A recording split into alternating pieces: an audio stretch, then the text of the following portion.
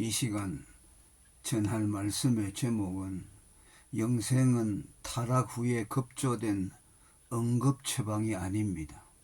혹은 영생은 영원전의 약속입니다. 라는 제목이 되겠습니다. 태초에 무죄했던 아담은 산영이었습니다. 고린도전서 14장 15장 45절에 첫사람 아담은 산영이 되었다 한과 같이 마지막 아담은 살려주는 영이 되었다 라고 했습니다. 아담을 산영이라 했으니 그의 생명이 완전한 것처럼 보이나 죽음의 가능성을 가진 산영이었습니다. 실제로 이후 아담은 뱀의 미혹을 받아 범죄하여 죽음으로 산영의 허상을 보여주었습니다. 아담이 하나님과 맺었던 먹으면 정령 죽으리라는 행위 언약 역시 죽음이 가정적 조건으로 제시되었습니다. 산영이 죽음이 배제된 완전한 생명이었다면 죽음이 조건으로 따라붙지 않았을 것입니다. 이 먹으면 정령 죽으리라는 율법은 후에 시내산에서 주어진 행하면 살리라는 율법의 변용이었습니다. 후자가 죽음을 명시하지 않고 오직 사는 것을 말했지만 사실은 전자처럼 이면에는 죽음이 전제되어 있습니다. 영원히 살 수 있을 만큼 율법을 완전하게 지킬 자가 없기 때문입니다.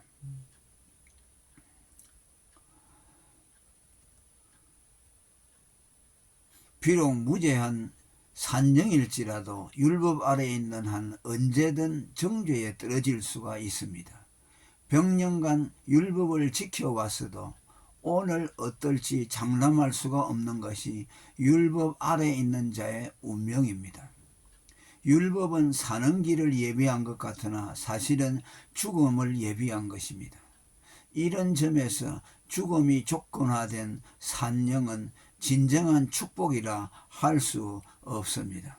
그래서 아담에게는 더 나은 생명, 곧 죽지 않는 영원한 생명이 필요했고 하나님은 이미 타락 전부터 그것을 준비하셨습니다. 흔히 생각하듯 영생은 인간이 타락한 후 그를 멸망에서 건지기 위해 비로소 고안된 응급처방이 아니었습니다. 만일 그랬다면 타락 전에 산영으로 회복시키면 되지 구태여 영생을 입힐 필요가 없기 때문입니다. 영생은 창세전부터 하나님이 의도하신 바였습니다. 디도서 1장 2절 3절에 보면 이 영생은 거짓이 없으신 하나님이 영원한 때전부터 약속하신 것인데 자기 때에 자기의 말씀을 전도로 나타내셨다고 했습니다. 그러나 영생이 타락 후 입혀졌기에 사람들은 그것이 타락 후에 응급조치인 양 오해합니다. 영생이 구속자 그리스도 안에서 입혀지도록 경륜되기에 순서상 타락 후에 존치된 것뿐입니다. 성경은 곳곳에서 어떤 조건이나 전제 없이 영생이 하나님의 명령이고 뜻임을 선포합니다. 요한복음 12장 50절에 나는 그의 명령이 영생인 줄 아노라. 시편 133편 3절에 헐몬의 이슬이 시온의 산들에 내림과 같도다. 거기서 여호와께서 복을 명하셨나니 곧 영생이로다. 또 요한일서 5장 13절에 내가 하나님의 아들의 이름을 믿는 너희에게 이것을 쓴 것은 너희로 하여금 너희에게 영생이 있음을 알게 하려 함이라 했습니다. 또 요한복음 6장 40절에는 내 아버지의 뜻은 아들을 보고 믿는 자마다 영생을 얻는 이것이니 마지막 날에 내가 이를 다시 살리리라 하시니라고 했습니다. 오늘 우리가 희구하는 구원 역시 단지 태초에 무죄했던 산영의 상태로 회복하는 것이 아니라 영생을 지향합니다. 그러나 언급했듯이 영생을 타락 후에 응급조치점으로 여기는 이들은 죄인에게 지옥만 명쾌해 주어도 감지덕지인데 영생까지 준다니 응감생심 너무 과분해 잘못 받아들입니다. 그러나 우리는 영생을 단지 특권으로서가 아니라 하나님의 뜻과 명령으로 알고 순종의 태도로 받아들여야 합니다. 그리고 영생은 살려주는 영인 그리스도의 구속을 통해 입혀지도록 했습니다. 따라서 영생을 얻으려면 무죄한 산영으로 남아 있어서는 안 되고 그리스도의 구속을 필요로 하는 죄인이 되어야 합니다. 이는 하나님이 아담의 타락을 허용하시고 구속을 필요로 하는 죄인이 되어야 합니다. 이는 하나님이 아담의 타락을 허용하시고 죄인이 그리스도를 믿어 영생 얻게 하신 경륜에서도 밝히 드러납니다. 율법의 정죄를 받아야만 그리스도께로 가서 믿음의 의를 입을 수 있게 한 율법의 몽학선생 원리와 흡사합니다. 그리스도를 살려주는 영이라 취한 것 같이 취한 것 역시 그리스도의 구속과 영생이 죄로 죽은 자를 위한 것임을 시사합니다.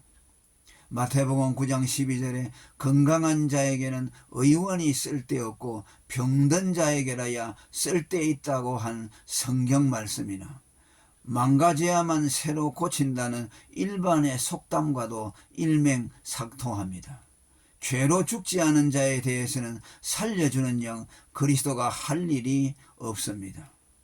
그리고 그리스도가 죄인을 살려내신 방법은 그가 자기 목숨을 대속물로 내어주심으로써이고 죄인은 그리스도의 대속적 죽음을 자기 죗값으로 받아들여 그리스도와 함께 죽고 그리스도와 함께 살아나게 했습니다. 이때 살아난 생명은 그리스도와 함께 그리스도의 생명과 동일한 영생입니다. 살려주는 영 그리스도는 그의 목숨을 우리 죗값으로 내어주는 대속을 통해 우리에게 그의 영원한 생명을 입히셨습니다. 요한복음 6장 54절에 내 살을 먹고 내 피를 마시는 자는 영생을 가졌다라고 했습니다. 마지막으로 무죄했던 처음에 산영과 타락 후 영생으로 살림을 받는 것에 관계해서 야기될 수 있는 두 가지 문제를 언급하고자 합니다. 첫째, 태초에 무죄했던 아담 산영보다 죄로 타락하여 살림을 받은 생명을 더 탁월하게 하신 점입니다.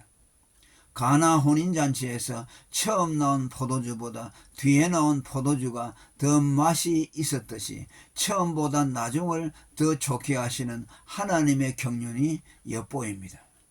실제로 하나님이 태초에 무엄한 산영을 창조하신 후에는 보시기에 심히 좋았다고 했으면서 그리스도가 그의 피로 살린 성도를 향해서는 너는 내 살 중에 살이요 내 뼈 중에 뼈라고 고린도전서 12장 27절에 말씀했습니다. 산영 아담이 창조된 재료가 흙과 생기였고 살림을 받은 재료는 점 없고 흠없는 어린 양 같은 그리스도의 피와 성령이었다는 것을 염두에 둘 때 둘의 차이는 당연해 보입니다. 산영이 범죄하여 이뤄진 것과 살려주는 영 그리스도로 말미암아 얻어진 것의 차이 역시 비교 불가입니다. 아담의 원죄가 죽음과 저주를 유전했다면 살려주는 영 그리스도는 의, 양자됨, 영생, 천국을 갖다 주었습니다. 후자의 축복은 전자의 모든 저주를 상쇄하고도 남았습니다. 로마서 5장 15절에 이 은사는 그 범죄와 같지 아니하니 곧 한 사람의 범죄를 인하여 많은 사람이 죽었은즉 더욱 하나님의 은혜와 또는 한 사람 예수 그리스도의 은혜로 말미암아 선물이 많은 사람에게 넘쳤으리라 라고 했습니다. 둘째, 어떻게 나쁜 것을 통해 좋은 것을 얻게 하셨는가라는 윤리성 문제가 제기될 수 있습니다. 그러나 이 역시 선을 악으로 만드시는 것이 하나님의 보편적 경륜임을 이해한다면 수용 못할 것이 없습니다. 하나님은 유대인들이 십자가에 달아 죽인 예수를 주와 그리스도가 되게 했고, 요셉을 해하려 한 그 형들의 악을 하나님은 선으로 바꾸사 만민의 생명을 구원하게 하셨습니다. 이러한 경륜은 죄인에게 영원히 갚을 수 없는 큰 은혜를 입혀 하나님께 빚진 자로 만들어 그의 은혜의 영광을 영원히 찬미토록 하기 위함입니다. 선을 악으로 바꾸시는 하나님의 은혜의 경륜을 잘 드러낸 말씀이 다음 두 구절이 아닌가 합니다. 율법이 가입한 것은 범죄를 더하게 하려 함이라. 그러나 죄가 더한 곳에 은혜가 넘쳤나니. 로마서 5장 20절. 그러나 성경이 모든 것을 죄 아래 가두었으니 이는 예수 그리스도를 믿음으로 말미암은 약속을 믿는 자들에게 주려 함이니라. 갈라디아서 3장 22절. 할렐루야. 오늘은 여기까지 하겠습니다.